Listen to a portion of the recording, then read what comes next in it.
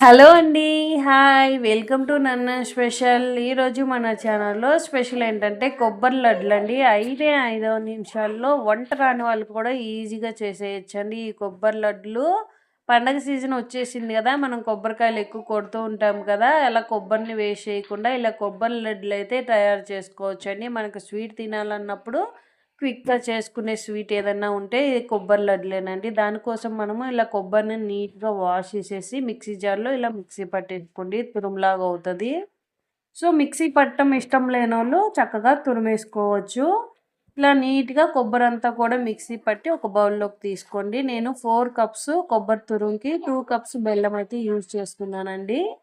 కొన్ని బెల్లం ఇలా లైట్‌గా జిగురొచ్చే వరకు మనము బెల్లాన్ని పాకం పట్టుకోవాలి. దీనికోసం పాకం మెజర్‌మెంట్ ఏం లేదండి. బెల్లము లైట్‌గా థిక్ అనిపించిందనుకోండి హ్యాండ్‌తో పట్టుకుంటే, ఇప్పుడు ఈ తురుమునైతే యాడ్ చేసుకోవాలి. కొబ్బరి తురుముని మిక్సీ పట్టుకున్నది. ఇదంతా కూడా కలుపుకుంటూ మనము గ్యాస్‌ని సిమ్‌లో పెట్టుకొని నిదానంగా కుక్ చేసుకోవాలండి. ఈ కొబ్బరిలో వాటర్ అనేది ఉంటదండి. ఆ వాటర్ అంతా కూడా రిలీజ్ అవుతూ ఉంటది ఉడికే కొద్దీ. ఆ వాటర్ అంతా కూడా నీట్‌గా ఎళ్లి పొల్లు పొల్లుగా అవుతది లైట్‌గా. అప్పటి వరకు మనము ఇది కుక్ చేసుకుంటూ ఉండాలండి సిమ్‌లో పెట్టి. నాకైతే మినిమమ్ ఒక 20 మినిట్స్ దాకా పట్టిందండి టైము. చూసారు కదా! ఇలా వాటర్ రిలీజ్ అవుతూ ఉంటది. ఇదంతా పోయి కలర్ చేంజ్ అవుతది దగ్గరకయ్యే వరకు.